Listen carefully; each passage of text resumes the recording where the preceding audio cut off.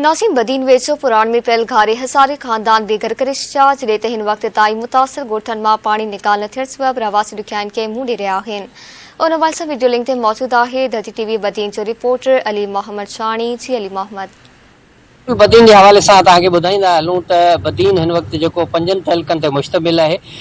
मौजूदा जेके बरसातूं हुयूं बरसातनि खे तक़रीबन 1 महीने जे वेझो थींदे के हिन वसंदे गुज़री चुको आहे। उन खां पोइ जी जेका सूरत हाल आहे हिन वक़्तु ख़ासि करे LBOD जा जेके बंद टुटी वञण खां पोइ पुराणे में जेको घारो पियो आहे उन खां पोइ ख़ासि करे पंगरियो आहे, मलकाणी आहे या हयात ख़ासि केली हिकिड़ो शहर आहे ऐं ॿियो उन खां अलावा जेको उन में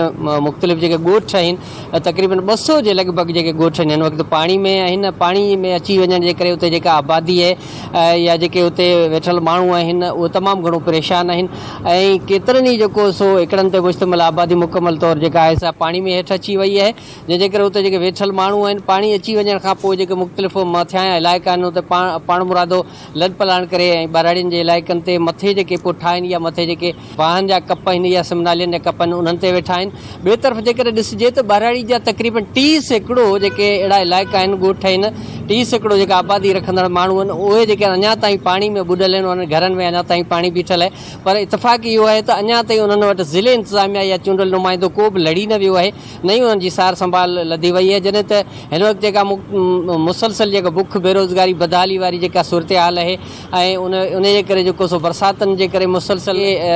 माण्हू ते जेको रोज़गार कंदड़ जेके दिहाड़ी ते कमु कंदड़ जेके माण्हू आहिनि उहे तमामु घणो बेरोज़गार थी विया आहिनि। मुख़्तलिफ़ जेके फ़सुल आहिनि जंहिंमें टमाटो आहे, फुटी जो आहे फ़सुल आहे या मिर्च जो फ़सुल उहे बि पाणी हेठि अची वञण जे करे उन्हनि जो काफ़ी रोज़गार जेको आहे बंदि थी वियो आहे। ॿिए तरफ़ जेकर ॾिसिजे त हिन वक़्तु ज़िले इंतिज़ामिया तरफ़ां जेको मुख़्तलिफ़